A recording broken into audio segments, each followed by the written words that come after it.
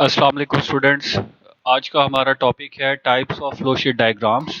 तो इसमें हम मुख्तलिफ़ किस्म की different types of flow sheet diagrams discuss करेंगे जो इंजीनियरिंग में केमिकल इंजीनियरिंग के प्रोफेशन के हिसाब से बहुत इंपॉर्टेंट हैं। ठीक है, लास्ट लेक्चर में हमने जेनेरिक प्रोसेस फ्लो डायग्राम्स के बारे में डिस्कस किया था, जो किसी भी तरह के प्रोसेस के लिए, साइंटिफिक प्रोसेस के लिए, ठीक है, हम कोई भी डिवाइस करते हैं, लिटरेचर रिव्यू है, कोई हमारा प्रॉब्लम है, उसके लिए हम एक जेनेरिक जो है प्रोसेस फ्लो डायग्राम बना लेते थे टॉप टू बॉटम जो है। तो यहाँ पर इस सेशन के अंदर सिर्फ और सिर्फ हम डिस्कस करेंगे इंजीनियरिंग पॉइंट ऑफ व्यू से, और specifically chemical engineering point of view से कौन सी फ्लो शीट डायग्राम्स होती हैं, फ्लो डायग्राम्स होती हैं। तो स्टार्ट करते हैं।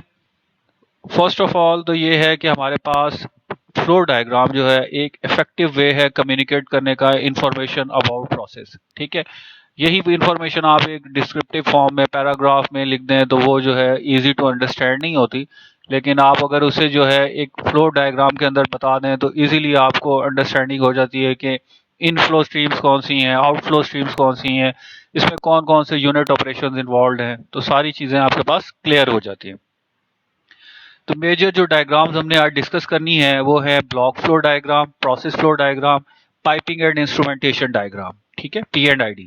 और लास्ट जो एक मतलब जो है अभी रिसेंटली बहुत ज़्यादा इसकी इंपॉर्टेंस बढ़ती जा रही है, केमिकल इंजीनियर्स भी बनाते हैं, 3D प्लांट लेआउट डायग्राम कैसे होती है। अच्छा, अब ये जितनी भी प्रेजेंटेशन के लिए जितना भी जो लिटरेचर है ये एक बुक से लिया हुआ है, वो मैं शेयर कर चुका हूँ ऑलरेडी। ऑथर है रिचर्ड टर्टन और बुक का टाइटल है analysis, synthesis and design of chemical processes. ठीक है, तो ये रिचर्ड टर्टन ऑथर है, वहां से उसका चैप्टर 1 से जो है मोस्ट ऑफ द जो लिटरेचर है वो रिट्रीव किया है। ठीक है, तो स्टार्ट करते हैं ब्लॉक फ्लो डायग्राम से। ब्लॉक फ्लो डायग्राम एक्चुअली क्या है, इसमें आप हमेशा यूनिट ऑपरेशंस को ब्लॉक्स में शो करते हैं, लेफ्ट टू राइट इसको आप बनाते हैं। ठीक है, लेफ्ट साइड से आपकी इनफ्लो स्ट्रीम शो होती है। अच्छा, अब अगर हम तीनों का कंपैरिजन करें, process flow diagram, piping and instrumentation diagram, तो आप देखते जाते हैं ब्लॉक फ्लो से हम जिस तरह मूव करते जाते हैं कॉम्प्लेक्सिटी इंक्रीज हो जाती है, और जो इंफॉर्मेशन अवेलेबल होती है अबाउट द प्रोसेस वो इंक्रीज होती जाती है, अंडरस्टैंडिंग भी इंक्रीज होती जाती है जैसे जैसे हम BFD से P&ID की तरफ मूव करते जाते हैं। तो केमिकल इंजीनियर्स जो है वो मोस्टली फेमिलियर होते हैं ब्लॉक फ्लो डायग्राम्स और प्रोसेस फ्लो डायग्राम्स, इन दो से तो बहुत ज़्यादा फेमिलियर होते हैं। P&ID में भी उनका एक रोल है, वो प्ले करते हैं। ठीक है, ब्लॉक फ्लो डायग्राम्स की बात की जाए तो ब्लॉक फ्लो डायग्राम्स आप पहले केमिकल प्रोसेस प्रिंसिपल CPP1 उसमें बना चुके हैं। ठीक है, मटेरियल एनर्जी बैलेंस के लिए आप जो है बहुत सारी ब्लॉक फ्लो डायग्राम्स बना लेते थे, सिंपल स्केचेस जिसमें स्ट्रीम्स जो है मेंशन्ड होती थी। ठीक है, तो ब्लॉक फ्लो डायग्राम में जो इंपॉर्टेंट इंफॉर्मेशन होती है वो क्या है, एक तो रॉ मटेरियल्स, प्रोडक्ट्स, वो उसमें इंक्लूडेड होते हैं। फिर ये एक सुपरफिशियल व्यू ऑफ फैसिलिटी होता है। ठीक है, कि इसमें जो है मेजर मेजर जो इंफॉर्मेशन होती है, engineering information detailed about the unit, temperature, pressure, इस तरह की चीज़ें जो है मोस्टली हम ब्लॉक फ्लो डायग्राम में मेंशन नहीं करते। ठीक है, अच्छा, अब ब्लॉक फ्लो डायग्राम बनाते हैं तो उसमें क्या एक कन्वेंशनल रूल्स देखे जाते हैं। ज़्यादातर आपको बुक्स में इसी तरह ब्लॉक फ्लो डायग्राम्स मिलेंगी। ऑपरेशंस जितने भी हैं, यूनिट ऑपरेशंस, उनको आप ब्लॉक्स की फॉर्म में शो करते हैं। चाहे वो कॉलम है, चाहे वो हीट एक्सचेंजर है, ठीक है, चाहे वो कोई सेपरेटिंग यूनिट है, डिस्टिलेशन कॉलम है, या एनी अदर थिंग स्टिल है, तो उसको हम अब ब्लॉक की फॉर्म में ही शो कर रहे होते हैं। मेजर फ्लो लाइंस जो हैं उनको एरोस के साथ, डायरेक्शन के साथ, फ्लो डायरेक्शन के साथ हम शो करते हैं। फ्लोज जो है अगेन लेफ्ट टू राइट आप, ठीक है, लाइट स्ट्रीम्स जो भी हैं, अब किसी एक कॉलम से, लेट से कॉलम से जो लाइट स्ट्रीम होगी, गैसियस स्ट्रीम होगी, हमेशा उसे जो है आपने टॉप से जो है क्या कहते हैं, लीव करते हुए दिखाना है, उसका एरो टॉप से हो, ऐसा ना हो कि जो है आप उसे बॉटम से शो कर रहे हैं कि गैस यहाँ से निकल रही है। हैवी स्ट्रीम्स, लिक्विड्स हैं या स्लरीज हैं, उनको आप बॉटम से शो करते हैं।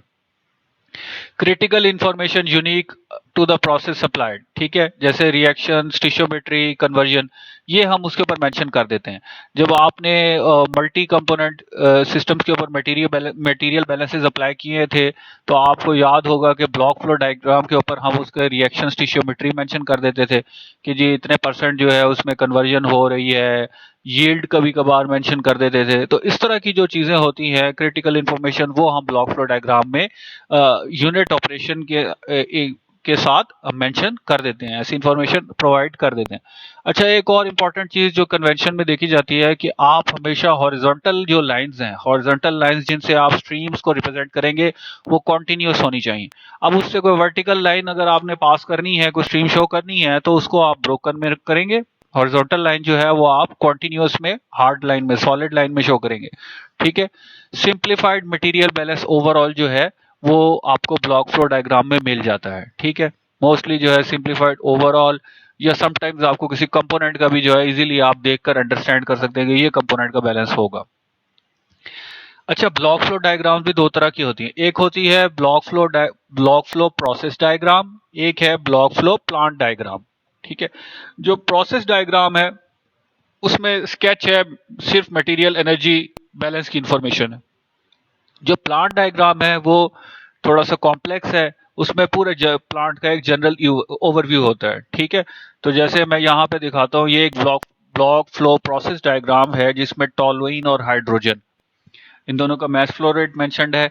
ये हमारे रिएक्टेंट्स हैं, इनको हम रिएक्ट करवाकर बेंजीन और मीथेन, ठीक है, फ्यूल गैस जो है जिसको मिक्स्ड गैस भी लिखा हुआ है यहाँ पर, ये हमारे पास प्रोडक्ट्स अचीव हो रहे हैं। अच्छा, अब ये देखें, ये ब्लॉक फ्लो डायग्राम है, इसमें सिर्फ मटेरियल बैलेंस के बारे में हमें आइडिया हो रहा है, कन्वर्जन के बारे में आइडिया हो रहा है, स्ट्रीम्स की डायरेक्शंस का पता है, और मेजर जो यूनिट ऑपरेशंस हैं उनको ब्लॉक्स में शो किया हुआ है।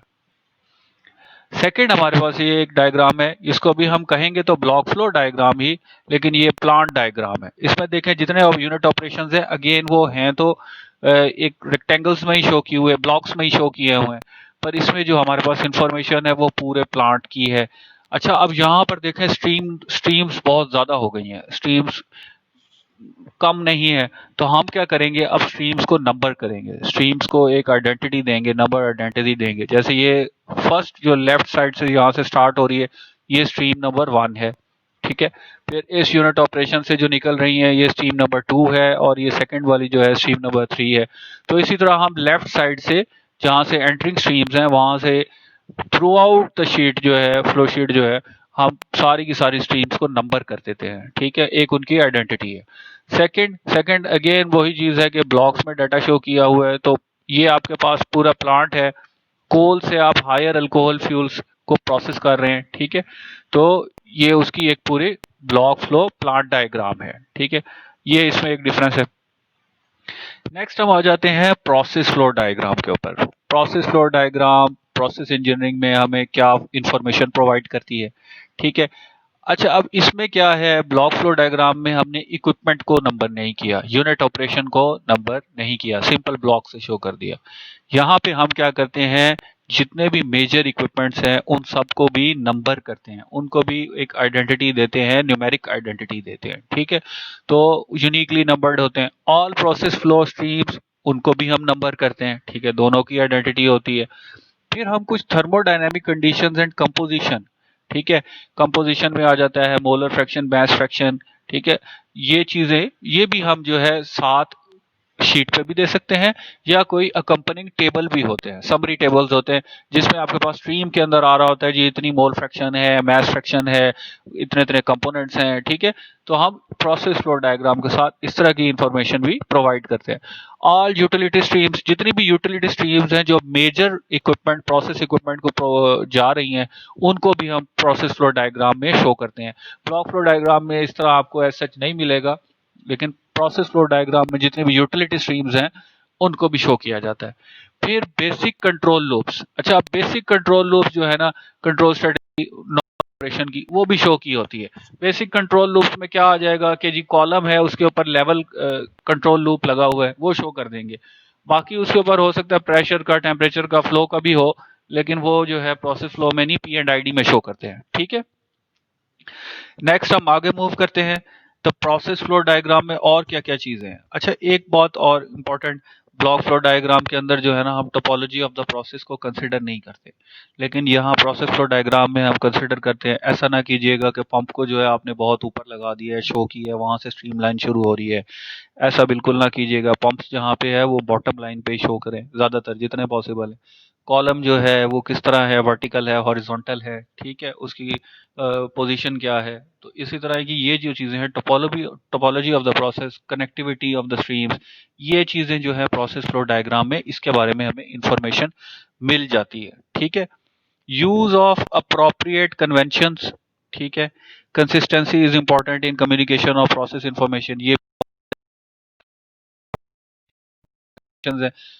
वॉल्व्स के सिंबल्स हैं, ठीक है, पंप्स के सिंबल्स हैं, सेंट्रीफ्यूजल पंप का अलग है, रेसिप्रोकेटिंग का अलग है, तो वो आपने यूज करने हैं, ठीक है। और अपनी जो इन्फॉर्मेशन है वो through out the flow sheet consistent हो।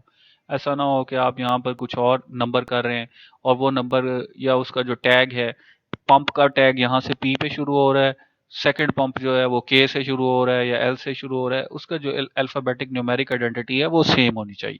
इसको हम आगे डिस्कस करते हैं तो ये क्लियर हो जाएगा। ये एक प्रोसेस फ्लो डायग्राम है, सेम उसी प्रोसेस की जिसमें टोलुइन और हाइड्रोजन जो है हमारे रिएक्टेंट्स हैं और बेंजीन और मीथेन जो है हमारे प्रोडक्ट्स हैं। अच्छा, अब देखें यहाँ पे ये भी लेफ्ट टू राइट बनी हुई है। यूनिट ऑपरेशंस जो हैं उनको हमने बाकायदा एक numeric alphabetic and numeric entry से आइडेंटिटी दी हुई है। अब V101 को अगर हम ऊपर देखें शीट के ऊपर, तो ये हमें बताता है कि ये स्टोरेज ड्रम्स हैं, टोलुइन स्टोरेज ड्रम्स। तो जितने भी स्टोरेज ड्रम्स होंगे इस फ्लो शीट के अंदर, वो सारे के सारे वी अल्फाबेट्स के साथ होंगे। तो फर्स्ट वन ये है हमारा, सेकंड यहाँ पर दिया हुआ है V102, ठीक है। उसके बाद क्या है, थर्ड भी है, ये एक V104 है, ठीक है। तो यहाँ पर एक और भी होना चाहिए जो V103 होगा आपका, ये रहा, ये V103, V102, V103, V104। तो लेफ्ट टू राइट जितने भी स्टोरेज ड्रम्स होंगे उन सबको हम V से शो करें। सिमिलरली यहाँ पे देखें कि ये पंप्स पंप्स जितने भी हैं उनको हम टोलुइन फीड पंप्स को हम P से और साथ 101। अच्छा, अब A/B लिखा होता है, जिस इक्विपमेंट के साथ A/B लिखा हो इट मीन्स कि उसका स्टैंड बाय है, उसका स्पेयर है, ठीक है। तो स्टैंड बाय और स्पेयर पंप्स के नॉर्मली केमिकल प्लांट्स के ऊपर जो है स्टैंड बाय होते हैं, समटाइम्स जो है कंप्रेसर्स के भी होते हैं या कुछ और इक्विपमेंट के भी होते हैं, लेकिन जो आपकी मेजर इक्विपमेंट होती है उसका कभी भी स्टैंड बाय नहीं होता, ठीक है। तो यहाँ पर ये पंप है, देखें यहाँ पर ये pump P101 AB, it means ये रेसिप्रोकेटिंग पंप है, सिंबल से ये शो हो रहा है, और इसका जो है स्टैंड बाय भी है, ठीक है। सिमिलरली ये आपके पास एक सेकंड पंप है इस पूरी फ्लो शीट के अंदर, V102 AB, इसका भी स्टैंड बाय है और ये सेंट्रीफ्यूजल पंप है, ठीक है। तो आप प्रोसेस फ्लो डायग्राम में देख रहे हैं कि अब हमने यूनिट ऑपरेशंस को भी एक numeric identity, alphabet and numeric identity दे दी है। एक तो ये इन्फॉर्मेशन आ गई, फिर आप देख रहे हैं डिफरेंट किस्म के वॉल्व्स के सिंबल्स हैं, ठीक है, वॉल्व्स ही यहाँ पे शो किए हुए हैं। फिर आप देख रहे हैं कि ये यहाँ पे स्ट्रीम को भी आइडेंटिटी दी गई है, स्ट्रीम को आइडेंटिटी दी है और स्पेसिफिक स्क्वायर के अंदर दी हुई है। आपने भी जब देनी है प्रोसेस फ्लो डायग्राम में तो स्ट्रीम की आइडेंटिटी के लिए इसी तरह की शेप यूज करनी है, ये शेप बहुत इंपॉर्टेंट है। अच्छा, स्ट्रीम के ऊपर देखें, यहाँ पर ये जो आपके पास ये एक फ्लैग लगा हुआ है, फ्लैग के अंदर भी इंफॉर्मेशन दी हुई है, स्ट्रीम के अंदर 1.9, 25, 10.0। तो ये भी स्ट्रीम के बारे में इंफॉर्मेशन दे रही है और सिंबॉलिक है, ठीक है। तो सिंबॉलिक कैसे है इसको हम आगे देखते हैं। ये देखें, अगर तो इस तरह के रेक्टेंगल के अंदर कोई फिगर लिखी हुई है तो इट मीन्स कि ये स्ट्रीम का टेम्परेचर बता रही है, और अगर इस तरह की शेप के अंदर कोई फिगर लिखी हुई है तो ये एक प्रेशर बता रही है स्ट्रीम का। सिमिलरली अगर इसके अलावा भी ये देखिए, ये ऊपर वाला जिस तरह की शेप है इसमें जो 10.0 लिखा हुआ है ये मैस फ्लो रेट को शो कर रहा है स्ट्रीम के। तो ये इंफॉर्मेशन स्ट्रीम्स की भी हमारे पास इन फ्लैग्स की फॉर्म में आई हुई है। और कुछ बेसिक कंट्रोल लूप्स, लेवल के जो कंट्रोल लूप्स हैं वो यहाँ पर इसमें शो किए हुए हैं। एक ये लेवल का कंट्रोल लूप है ड्रम के ऊपर, फिर यहाँ पर एक लेवल का कंट्रोल लूप है अगेन ड्रम के ऊपर, यहाँ पर एक लेवल का कंट्रोल लूप है यहाँ पर। तो सिर्फ जो बेसिक कंट्रोल लूप्स हैं वो लेवल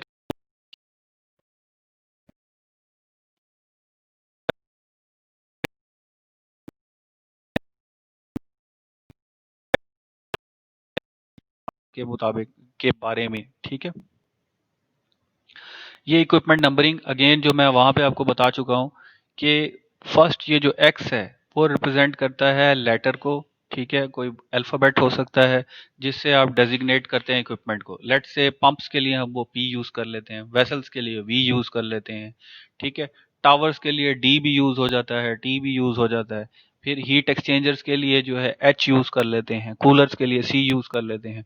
तो इस तरह करके जो है ये फर्स्ट अल्फ़ाबेट एक्स जो है ये अल्फ़ाबेट होता है, ठीक है। फिर आगे जो वाई है, वाई जो है वो नंबर वो शो करता है 1 और 2, ठीक है, 3, 4, 5, 6 सो ऑन। ये यूनिट नंबर कि वो जो इक्विपमेंट है वो किस यूनिट के अंदर लगा हुआ है। समटाइम्स ऐसा होता है एक ही प्लांट फैसिलिटी है, एक ही केमिकल कॉम्प्लेक्स है, उसके अंदर यूरिया के 3 प्लांट लगे हुए हैं, ठीक है। तो एक यूनिट 1 होगा, एक यूनिट 2 होगा, एक यूनिट 3 होगा। अब अगर वो पंप या हीट एक्सचेंजर यूनिट 1 के ऊपर लगा हुआ है तो उसको हम पंप है लेट से, तो हम उसे कहेंगे P1 P-101, ठीक है। फर्स्ट पंप है तो 101। सिमिलरली अगर कोई पंप लगा हुआ है जो थर्ड यूनिट के ऊपर है तो वो इनिशियल फर्स्ट पंप है तो उसको हम कहेंगे P-301। तो वो थर्ड यूनिट को, ये जो फर्स्ट इसमें जो लेटर है वो फर्स्ट डिजिट है वो यूनिट नंबर को स्पेसिफाई करता है। फिर जो आगे सेकंड ZZ है वो स्पेसिफाई करता है कि इक्विपमेंट का नंबर क्या है उस यूनिट के अंदर। वो सेकंड है, फर्स्ट है, थर्ड है, फोर्थ है, फिफ्थ है, तो वो इक्विपमेंट नंबर को स्पेसिफाई करता है। और ए एंड बी रिप्रेजेंट करता है कि वो इक्विपमेंट जो है, ए स्लैश बी रिप्रेजेंट करता है कि उस इक्विपमेंट का स्पेयर है, स्टैंड बाय है, ठीक है। जिस इक्विपमेंट का स्पेयर होगा तो उसके साथ हम ए बी लिख देते हैं, ठीक है। तो ये इक्विपमेंट नंबरिंग की अगेन वही डायग्राम है, इससे आपको अब क्लियर हो जाएगा कि इक्विपमेंट की नंबरिंग कैसे की जाती है, ठीक है, पूरी प्रोसेस फ्लो डायग्राम के अंदर। और अगर आपको कोई प्रोसेस फ्लो डायग्राम मिल जाए तो उसको अंडरस्टैंड कैसे करना है, उसमें आप आराम से बता सकते हैं इसमें कितने पंप्स लगे हुए हैं, एक्सचेंजर्स लगे हुए हैं, कितने यूनिट्स हैं, स्टोरेज ड्रम्स हैं, तो आपको उसके बारे में इजी इंफॉर्मेशन मिल जाती है। अच्छा, अब ये है कि use univocal letters for new equipment, ठीक है। अच्छा, समटाइम्स क्या होता है कि लोग क्या करते हैं कि जी दो अल्फ़ाबेट भी यूज़ कर लेते हैं, पर कोशिश ये की जाए कि यूनिवोकल सिंगल लेटर यूज़ किया जाए। टरबाइन के लिए जो है कोई स्पेसिफिक कर लें, टावर के लिए कोई स्पेसिफिक कर लें, ठीक है। तो एक ही लेटर यूज़ किया जाए। एक और इसमें इंपॉर्टेंट चीज़ है, फर्स्ट टाइम एक प्लांट लग गया, उसकी प्रोसेस फ्लो डायग्राम है। अब क्या हुआ 10 साल बाद जो है उन्होंने ये सोचा कि जी नई नया रिएक्टर आ गया है, थोड़े से डिफरेंट डिज़ाइन के साथ, डिफरेंट स्पेसिफिकेशन के साथ। हम सिर्फ इस रिएक्टर को चेंज कर रहे हैं, बाकी सारी चीज़ें अपनी जगह पर ही रहेंगी, ठीक है। तो उस रिएक्टर को आप वो सेम आइडेंटिटी नहीं देंगे, उसको आप एक नई न्यूमेरिक आइडेंटिटी देंगे। अल्फ़ाबेट तो वही रहेगा इनिशियल, तो उसको आप नई न्यूमेरिक आइडेंटिटी, नया नंबर देंगे, ठीक है। तो ताकि जो है वो उससे डिफरेंशिएट हो सके, ताकि अगर कोई पिछला डाटा है तो वो V302 लेट से आपका जो है वो प्रीवियस वेसल थी, अब जो है आपने विद डिफरेंट डिज़ाइन जो लगाई है वो V319 होगी या जो भी होगी, उसको आप वो V302 कभी भी अपनी प्रोसेस फ्लो डायग्राम में मेंशन नहीं करेंगे। ये अगेन वही बात है कि आपने जब भी स्ट्रीम्स को जो है मेंशन करना है तो हॉरिजॉन्टल लाइंस डोमिनेंट रहेंगी, वर्टिकल लाइंस को आप ब्रेक करेंगे। इन केस अगर आपको कभी जो है वो शो करते हुए इनको आपस में पास करना पड़े तो वर्टिकल लाइंस को ब्रेक करेंगे, हॉरिजॉन्टल लाइंस को आप डोमिनेंट रखेंगे।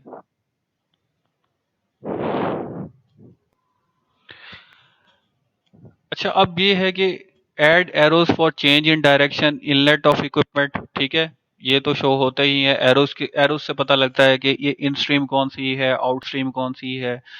Utility streams use convention in table 1.3, ठीक है। अब यूटिलिटी स्ट्रीम्स जो हैं, जैसे कि आपके पास लो प्रेशर स्ट्रीम है, मीडियम प्रेशर स्ट्रीम है, कूलिंग वाटर है, फ्यूल गैस है, फ्यूल ऑयल है, तो ये जहां पर भी आप ये यूटिलिटी स्ट्रीम्स होती हैं इनको आप वहां पर मेंशन कर दें, उनके साथ आप जो है ये इसके छोटा सा ये जो एब्रिविएशन है ये मेंशन कर दें। जैसे आप देखें यहाँ पर जो है हमने ये कूलिंग वाटर दिया है तो ये हमने साथ इसके CW लिख दिया है। ये कूलर के अंदर जो है हमने कूलिंग वाटर दिया है E101 के अंदर, एफ्लुएंट कूलर है, ठीक है, रिएक्टर एफ्लुएंट कूलर। तो यहाँ पे हम कूलिंग वाटर दे रहे हैं उसे कूल डाउन करने के लिए, हीट एक्सचेंज के लिए, ताकि उसमें से हीट रिमूव की जाए। तो ये यूटिलिटी दी है तो ये CW लिखती है। यहाँ पर देखें आपके पास जो है मीडियम प्रेशर स्टीम आ रही है, after heat exchange medium pressure stream आ रही है, तो ये मीडियम प्रेशर स्ट्रीम है। ये फिर अगेन कूलिंग वाटर है, ये कूलिंग वाटर है। तो यूटिलिटी स्ट्रीम्स जितनी भी हैं उनके साथ आप जो है उनके सिंबल्स मेंशन कर दें, ये हाई प्रेशर स्ट्रीम है, ठीक है। तो ये उनके जो है इंफॉर्मेशन इस तरह प्रोवाइड करेंगे आप। सिंस जो आपकी डायग्राम्स होती हैं वो स्मॉल होती हैं, स्ट्रीम इंफॉर्मेशन बहुत ज़्यादा भी आप उसमें इंक्लूड नहीं कर सकते, तो फिर आप क्या करते हैं अलग से जो है ना स्ट्रीम समरी डाटा टेबल बनाते हैं, ठीक है। स्ट्रीम समरी डाटा टेबल, ठीक है। उसके अंदर आप जो है ना स्ट्रीम की पूरी डिटेल दे सकते हैं कि जी उसका टेम्परेचर ये है, उसका प्रेशर ये है, molar flow rate, volumetric mass flow rate, फिर उसके अंदर मैस फ्रैक्शन, मोल फ्रैक्शन। तो स्ट्रीम की सारी डिटेल जो है कभी भी पॉसिबल नहीं होता कि प्रोसेस फ्लो डायग्राम पे आप दे दें। तो क्या करते हैं प्रोसेस फ्लो डायग्राम के साथ आप एक स्ट्रीम समरी टेबल बनाया करते हैं, ठीक है। स्ट्रीम समरी टेबल के अंदर जो स्ट्रीम की आइडेंटिटी है उसके अगेंस्ट उसकी सारी की सारी डिटेल जो है आप वहां पर लिस्ट कर देते हैं। अच्छा, ये जो फ्लैग्स हैं डिफरेंट किस्म के शो होते हैं, जैसे स्ट्रीम आईडी के लिए ये वाली शेप है, टेम्परेचर के लिए ये है, प्रेशर के लिए ये है, liquid flow rate, gas flow rate, molar flow rate and mess flow rate, उन सब के लिए डिफरेंट किस्म के फ्लैग्स हैं। अब आपको इनके साथ कोई यूनिट लिखने की ज़रूरत नहीं है। अगर आप यूएस सिस्टम में चला रहे हैं अपनी पूरी फ्लो शीट के सारे यूनिट्स जो हैं उसमें होंगे। अगर आप जो है वो मेट्रिक सिस्टम यूज़ कर रहे हैं यूनिट्स का, तो फिर जो है वो सारे के सारे यूनिट्स उसमें होंगे। ऐसा ही है तो सारे के सारे यूनिट्स उसमें होंगे। लेकिन ये जो फिगर सिर्फ होगी, ठीक है। यूनिट्स आपके एट द एंड जो है यही समझा जाएगा कि भाई अगर जो है ये एसआई सिस्टम है तो इसमें जो है केल्विन है, ठीक है, और अदर प्रेशर के भी यूनिट्स उसी तरह हैं, ठीक है। तो अब जो है ये वाले फ्लैग्स और ये पर्टिकुलर शेप जो है ये शो करेगी कि कौन सी प्रॉपर्टी है स्ट्रीम की, कौन सी इंफॉर्मेशन है इसके अंदर। अच्छा, फिर स्ट्रीम ड्राइंग्स में कुछ और भी मुख्तलिफ किस्म की स्ट्रीम्स होती हैं। एक तो प्रोसेस फ्लो डायग्राम है जो आपके एग्जिस्टिंग प्लांट की है जो ऑपरेशन में आ गया।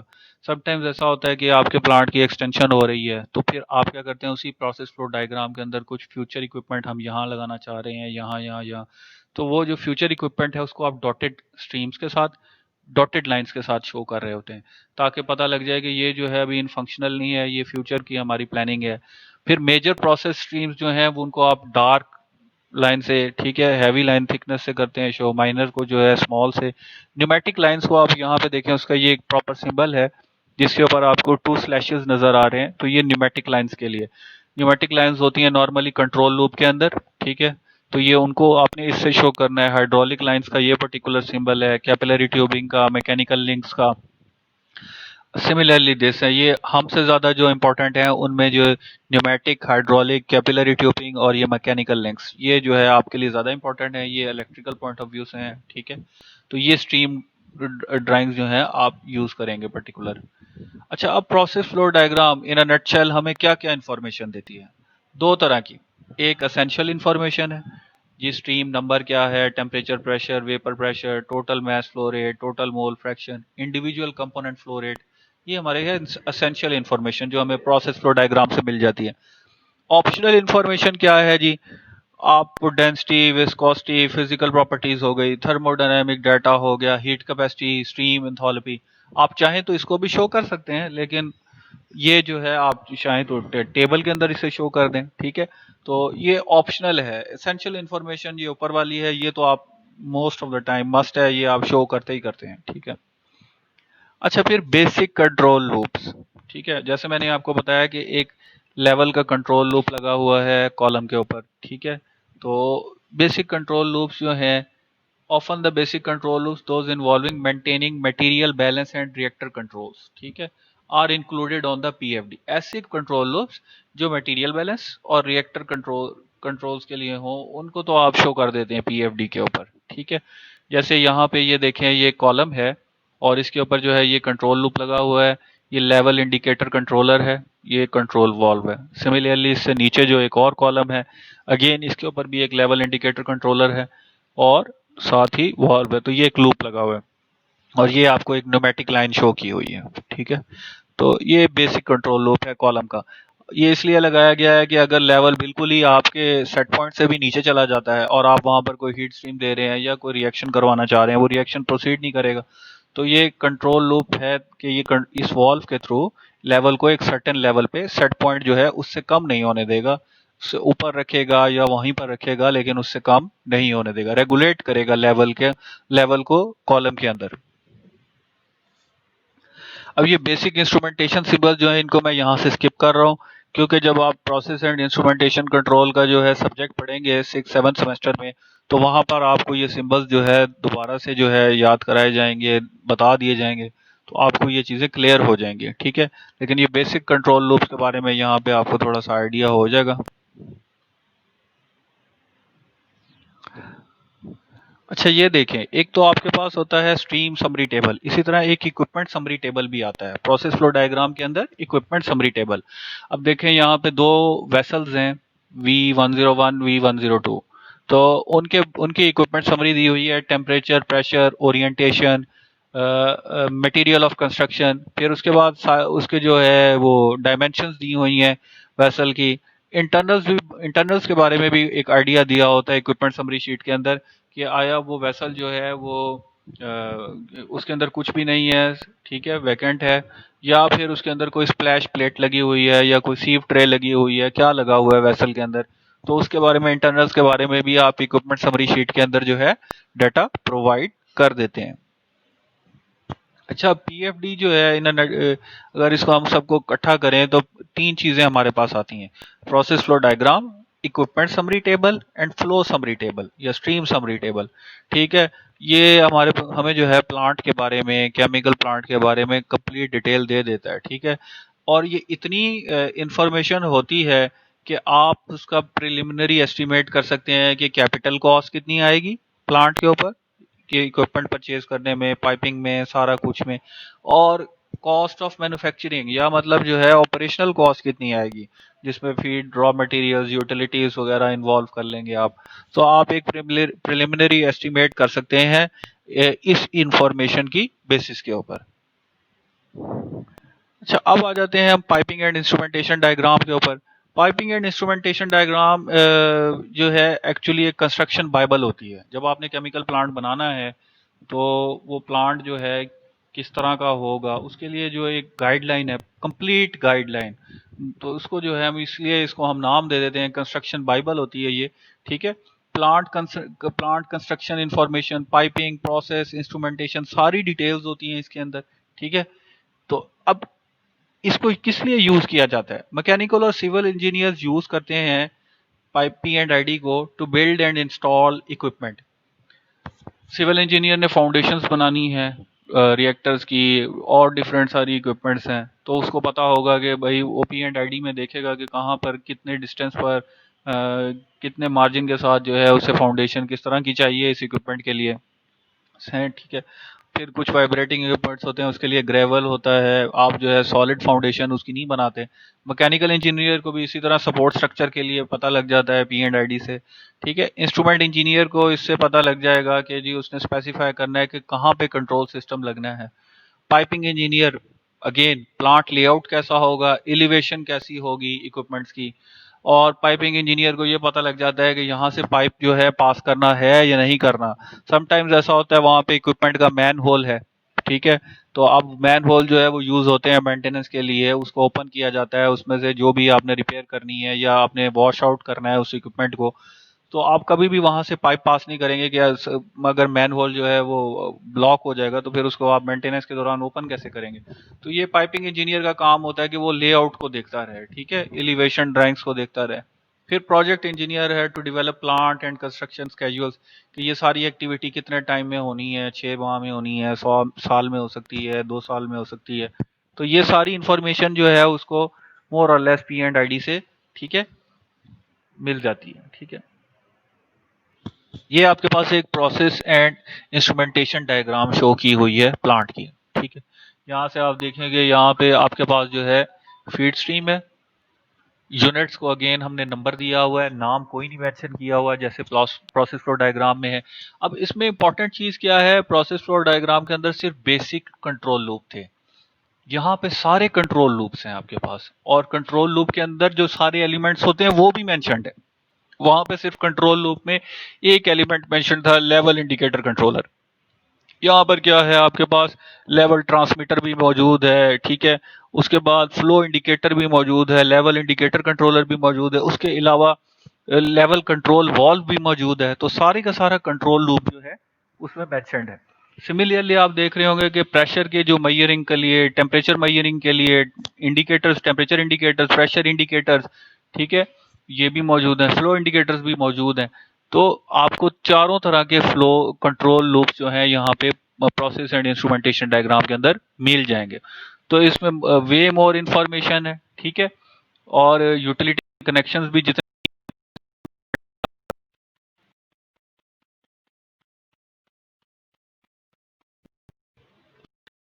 वॉल्व। अच्छा, आपने ऐसा कभी नहीं करना कि जी एक ही सिंबल वॉल्व का आपके, आप जो जिस तरह का भी मुख्तलिफ वॉल्व लगा रहे हैं अपने प्लांट के ऊपर, आप सबको एक ही से रिप्रेजेंट कर दें अपनी प्रोसेस फ्लो डायग्राम में या पी एंड आई डी में। हर वॉल्व का एक पर्टिकुलर सिंबल है। तो ये देखें, ये फर्स्ट वन है गेट वॉल्व का। बाकी सारे सिंबल्स दिए हुए हैं यहाँ पर, बॉल वॉल्व का है, ठीक है। और हर वॉल्व का एक पर्टिकुलर फंक्शन होता है, उसका एक ऑब्जेक्टिव होता है। बटरफ्लाई है, गेट वॉल्व है। कुछ वॉल्व्स होते हैं ऑन ऑफ के लिए, कुछ होते हैं कंट्रोल के लिए, थ्रॉटल के लिए। तो आप सबका एक सिंबल कभी भी नहीं रख सकते, ठीक है। अब जैसे यहाँ पर एक ये वॉल्व है, सेफ्टी प्रेशर सेफ्टी वॉल्व है। जब भी आपकी वेसल के अंदर जो है प्रेशर इंक्रीज हो जाता है तो ये प्रेशर सेफ्टी वॉल्व आपका पॉप करता है। तो वो जो गैस, एक्स्ट्रा गैस स्ट्रीम है, वो जो है फ्लेयर लाइन में चली जाती है ताकि प्रेशर जो है दोबारा से एक परमिसिबल लिमिट के अंदर आ जाए।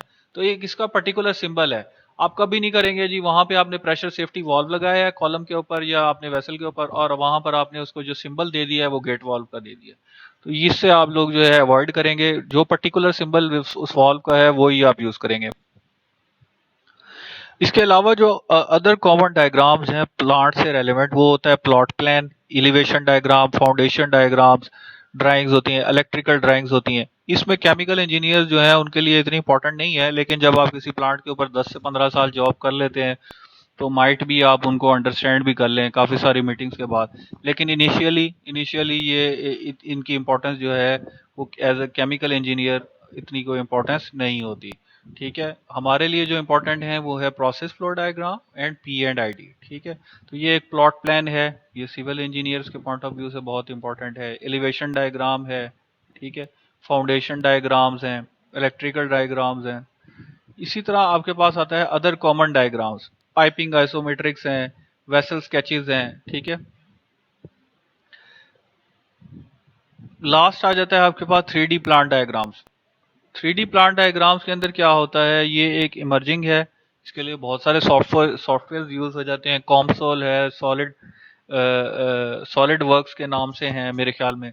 वैसे आप अगर रिचर्ड टर्टन की बुक को फॉलो करेंगे तो उसमें भी बहुत सारे मेंशन्ड हैं कि कौन से सॉफ्टवेयर यूज होते हैं और ये किस तरह का नजर आता है। ये देखें, ये थ्री डी प्लांट डायग्राम इस तरह की होगी जिसमें आपके पास जो है ओवरऑल आपको पता लग जाएगा किस इक्विपमेंट की क्या एलिवेशन है, उसकी पोजीशन क्या है, ओरिएंटेशन क्या है, पाइपिंग लाइंस कहाँ कहाँ से गुजर रही हैं। तो ये थ्री डी प्लांट डायग्राम जो है ये आपको एक और अच्छी विजुअल इंफॉर्मेशन प्रोवाइड कर देती है, ठीक है। तो ये भी एक इम्पॉर्टेंट चीज़ है as a for chemical engineer, ठीक है। उसको जो है इसका आइडिया हो जाता है, ठीक है। तो ये हमारा आज का लेक्चर है जिसमें हमने different types of flow diagram जो है डिस्कस किए हैं। तो आई होप कि आप लोगों ने इसे अंडरस्टैंड किया होगा। जो डिस्कशन सेशन था ऑनलाइन वो मैं पहले ही अपलोड कर चुका हूँ, तो इसको भी इंशाल्लाह जो है मैं जल्दी अपलोड कर दूंगा। Best of luck. अल्लाह हाफिज़।